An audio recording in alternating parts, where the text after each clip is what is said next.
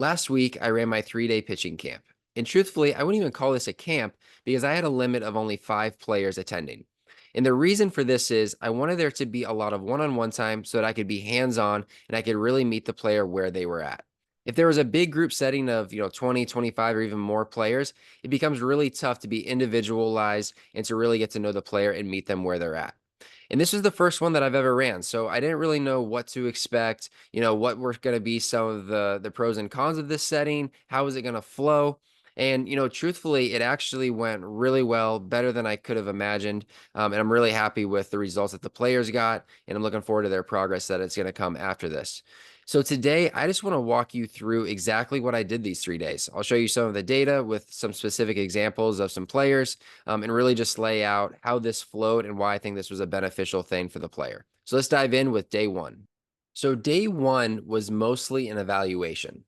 Thankfully, I was able to use Banner Sports Medicine High Performance Center to do the bullpen, this initial eval. And what they have is they have a Kinetrax motion capture system, which is incredible. A lot of major league organizations use this. And they also had force plates built into the mound. So I was able to get very objective data on all these players with multiple videos from different angles.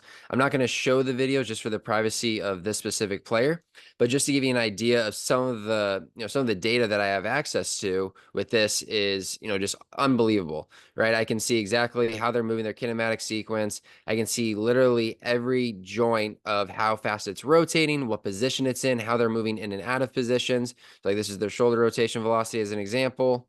You can see their exact shoulder rotation. So for this player at foot contact, he was only at 2.2 degrees in some of these. So remember, perfectly flat like this would be 0. So his arm was a little late on some of these, some better than others, but for the most part, a little bit late. So this is giving me some objective information to see that. Shoulder abduction, able to see shoulder horizontal abduction, shoulder force, this literally everything you can imagine is in here. Their arm action. So this is a great chart of me being able to see the entire flow of his arm action from shoulder rotation from start to end of the delivery, shoulder abduction, elbow flexion, all that good stuff, as well as some force plate information.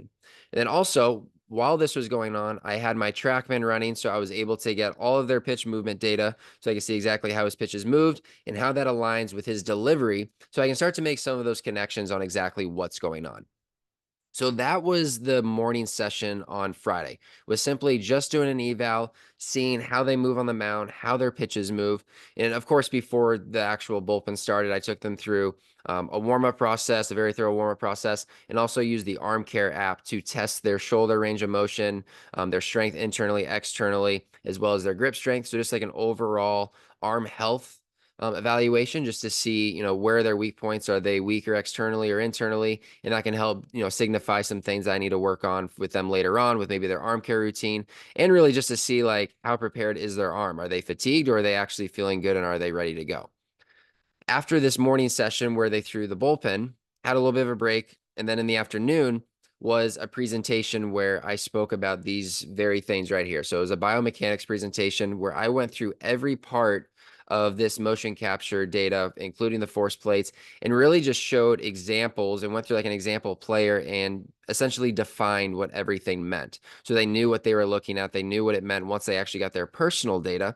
Now, this is the first time for, most of them that they've ever seen data like this. So just hearing it once isn't necessarily going to stick, which is why I recorded the conversation as well, video recording where they could see all the demonstrations. I gave them my presentation, the PDF version of it, so they're able to reflect back on it and watch it as many times as they would like. Obviously, when you look at some of this stuff, if you've never looked at it, it seems very complicated. And if you've never looked at it, it definitely is complicated. So my job, as a coach, is to simplify these things and to really focus on what the main things are once I get to their specific data. Now, when I'm giving an overview, obviously I'm going through everything and it just sounds like a lot at first, but that's why I record it. And I think it's helpful for guys just to understand and to visualize what this actually looks like and what I'm talking about, rather than just saying, hey, do this. Like, you don't need to know why you need to fix this, but here, do these drills. I saw this in your eval. You need to fix this. I like to be more hands-on with teaching it so they have an understanding of why we are actually doing what we are doing. So that was the main idea behind day one. Evaluation, let's see how they move on the mound. Let's see, how their pitches are moving.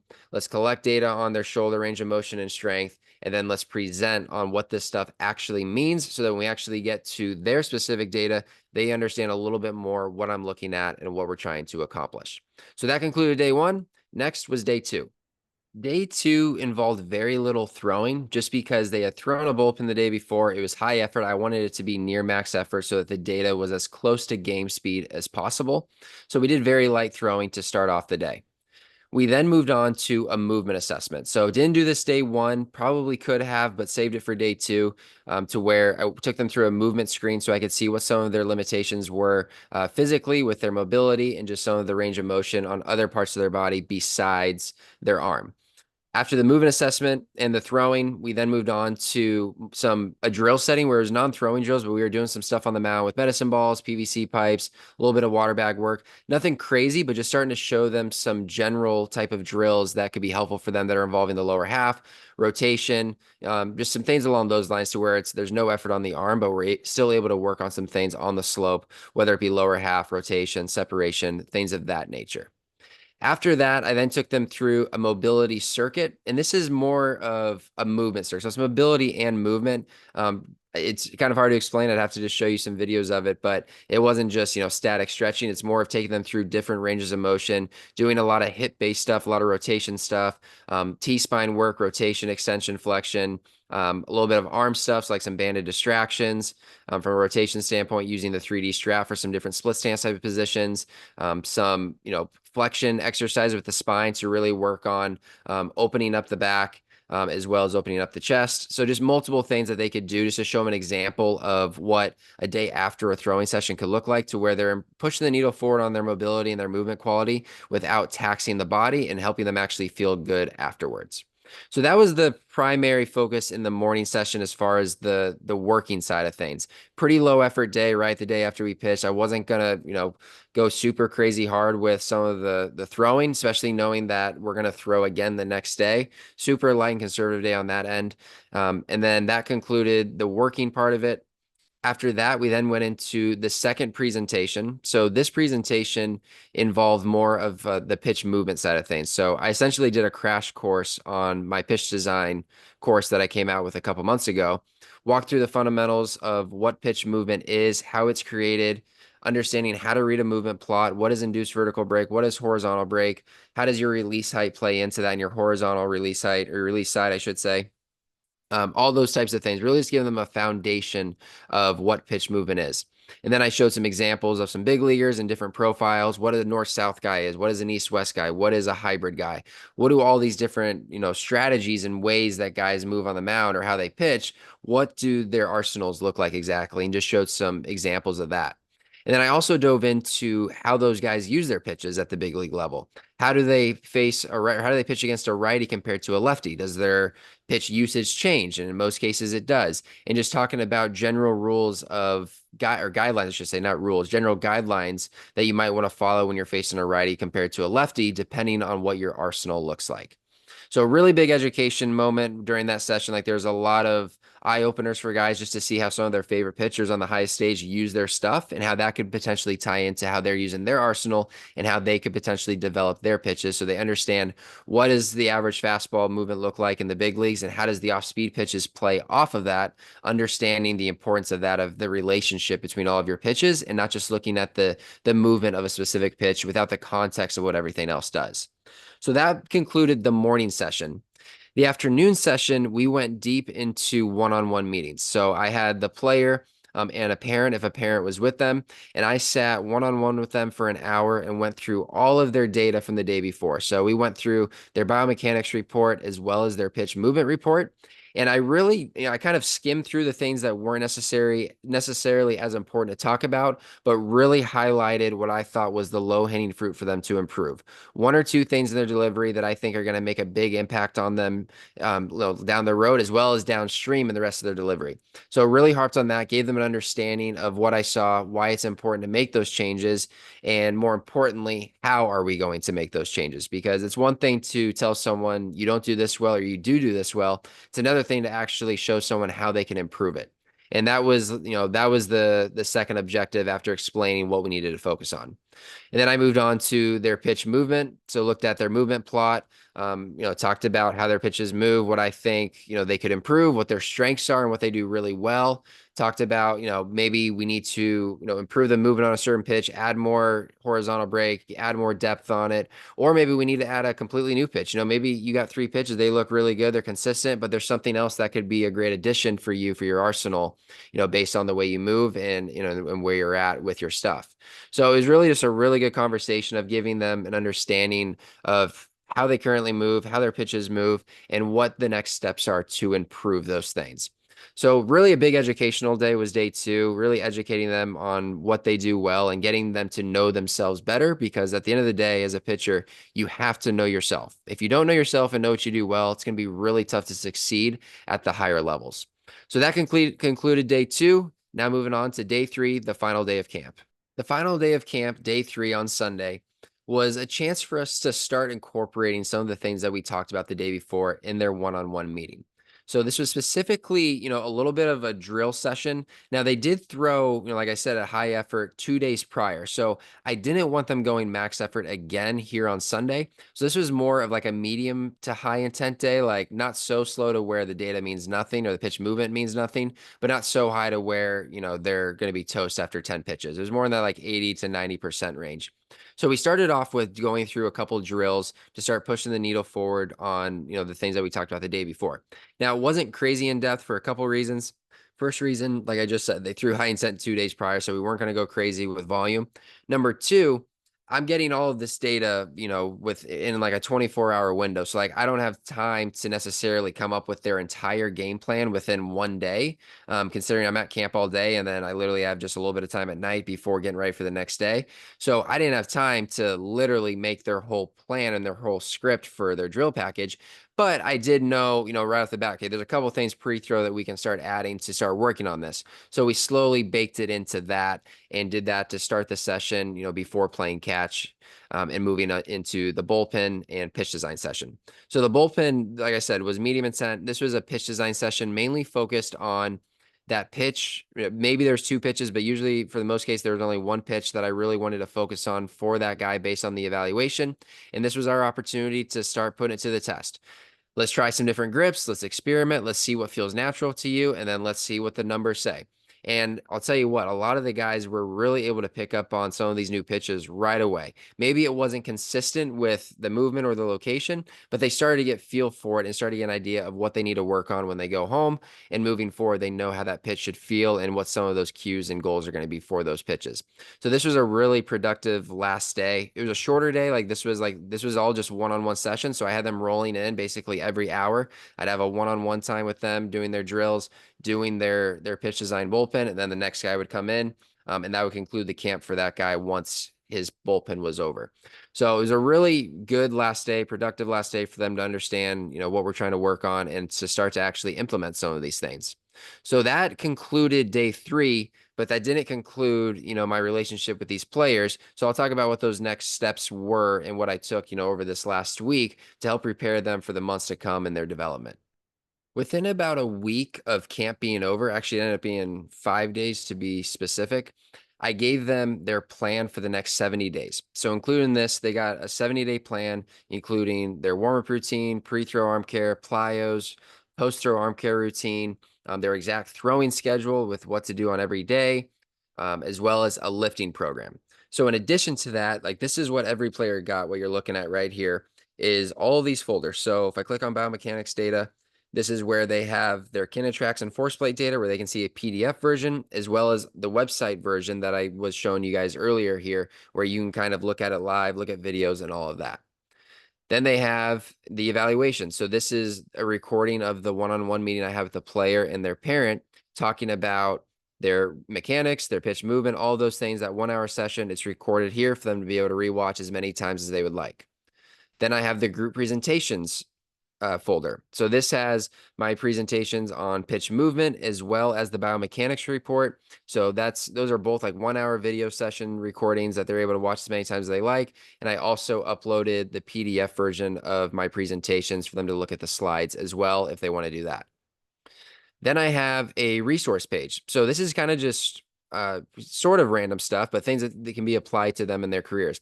So one of them is a throwing build-up plan. So let's just say, they end up taking time off down the road, or they're, for whatever reason, they're not going to follow the plan that I built for them right now. They need to shut down. They're going to play another sport, whatever it might be. I have a throwing build-up plan in here that they have access to that basically has multiple options. So there's a 3-week build-up plan, a 4-week build-up plan, 5 weeks, 6 weeks. There's also a deload plan and an inning build-up plan once it gets to the spring. So this is something they can use basically whenever they would like year round based off of how much time they have taken off or if they need to deload. So really helpful resource for them. I also have some educational videos, some YouTube videos. These aren't all me, but this is just me, making a list of some really helpful videos that I think could be good for them. Some of them are YouTube videos. Some of them are like my pitch script database that I have. And like I said, some of these are YouTube videos of other people in the industry that I think do a good job. So it's not just me that's in this little educational video list, but some really helpful things for these players to look at. And then they have their TrackMan data. So this has all of their pitch movement data from both days, 8-9 and 8-11 in this case, to where they can really look and compare the differences between both days and both sessions, and just have that data and that information. And then the main thing, their 2 training blocks. So each training block is 5 weeks. So a total 10 weeks. That's how you get your 70-day plan. Block 1, I'll just show you an example of just the format of how everything looks. So they have their assessment. Everything's a scale of 1 to 3, so they can see, how they ranked on that, what areas we're going to be working on in their program from a movement capability standpoint. It's like this player specifically lacks a little bit of hip IR. ER is okay, but really hips overall need to be improved from that standpoint. Have a little cheat sheet for them. So this is like a start here tab, which basically walks through how to use this program, how to read it, how to interact with it, how to follow the lifting plan, just some general guidelines of, when you're getting a new program, like sometimes it can be overwhelming when you don't just know how to navigate it just because it's new.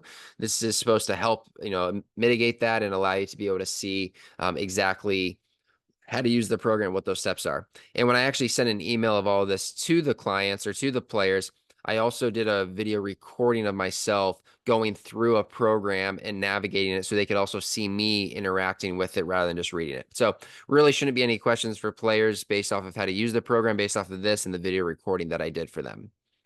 So then the throwing plan tab. So I have at the top basically the goals list. So this is what we talked about, in the individual meeting. What are the mechanical things we need to work on, and what are the pitch development things that we need to work on?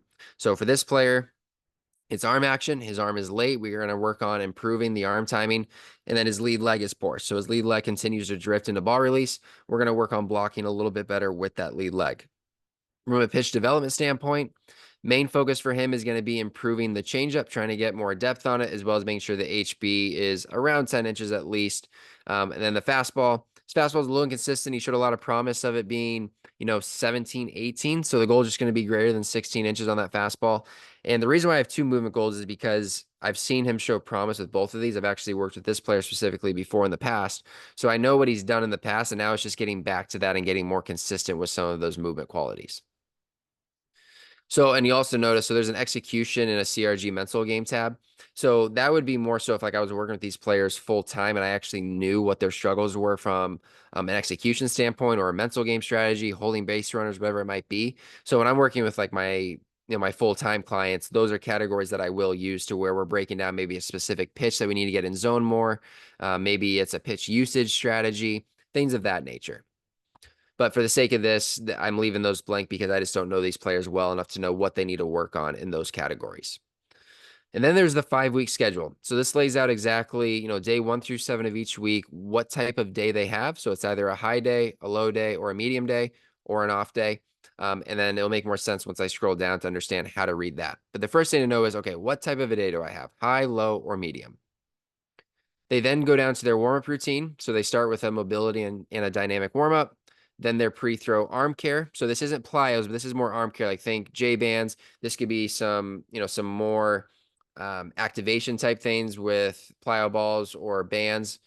And then they move on to their pre-throw plyos from there. So this is their drill setup that they have specifically for them, that they need to do pre-throwing. These are typically going to be more higher constrained drills and a little bit lower intensity. We're not ripping balls yet because we're not warmed up for throwing at max effort. So this is more of just, low to medium intent at highly constrained positions, trying to work on whatever it is that they need to work on from their goal standpoint. After that, they then go down to the type of throwing day they have. So low, medium, or high gives a rough estimate of what the intensity should be like, distance potentially, and roughly the amount of throws once they reach that peak distance.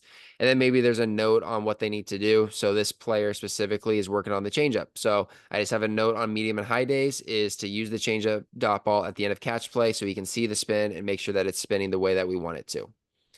After catch play, he then has his mound drill package. So, depending on what type of day it is, we'll determine, what the volume is, what the intensity is, and exactly what we're focusing on in that drill package.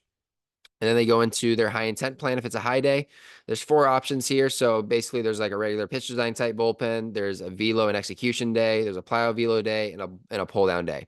So in this setting, like since I'm not working with them full time, it's more of just a buffet of options, essentially. Like they can choose which one they want to do. All of these are going to help whatever it is that they need to be working on specifically, whether it's execution, whether it's velocity, pitch design, whatever it might be. This just gives them options to use on their high days. They can pick any of these 4 options and it's going to work well for them. Ideally, they're, being fairly consistent, maybe for at least 3-4 weeks of doing the same 2 each week just to see if they're making progress on it, but they could change it up every week if they really wanted to. After they throw, then they have their arm care routine. So there's different routines for medium and high days that they're able to use. Then they have their lifting routine. So there's like a 3-day lifting schedule along with a mobility and movement circuit that they'll do 3 times a week as well. So as you can see, very in-depth. There's a lot going on here for their training program, very specific. They're able to watch videos of every single exercise. So when they click on it, they're able to see everything and have an idea of how to perform the drill. It's me walking through every single video is me walking through and explaining how to do everything. So there it really leaves little questions for them on exactly what they need to be doing. So that basically concluded the camp. That's how it wrapped up. That's how it finished with me sending out all that information to them. I told them they're welcome to send me, text messages frequently as they would like with questions if they have any. If they want to send videos of them doing some of the drills, I'd be happy to get feedback. They're not, a full-time remote client, but, they invested a lot to come to this camp. And I really want to see them, become as good of a player as they can and to execute the program as good as they can so they're getting the best results from it. So that's why I try to leave, there's no, of course, mandatory check-ins or me checking in with them every single week, but as frequently as they want to communicate with me, I'm happy to do it. But yeah, I just thought that'd be, cool for you guys to see, how I ran this camp. A little bit different, like I said, than a traditional camp, but it was really fun. Thought the guys got a lot of value out of it. I got a lot of value out of it and learned a ton just working in that setting, getting to work with different kids for the first time with all the data that we had access to. And in the short amount of time, the amount of work we got in was really, really good. So I am planning on doing at least 1, probably 2 more camps this winter. I'm still finalizing the dates, but I'm looking to do one right before Christmas around, I want to say it's like the weekend of December 22nd, and then another one the weekend after New Year. So January 3rd to the 5th, I believe. So these are all, still to be determined the exact dates and for me to finalize that. But I have started a wait list just in case it fills up quick because this one did go well. I am anticipating the next one's filling up quick with it only being a 5-player limit per camp. So if you're on the wait list and you join that, you can click the link below below this video. If you join the wait list, I'll make sure that you guys are the first to know when these dates are finalized. So you'll get an email before anyone else sees it, before I post it online or on social media. And I'll probably, send it to you guys, a few days or up to a week before I actually post it on social media so you can get that first crack at reserving one of those spots. So thanks for following along, guys. And if you have any questions, please reach out.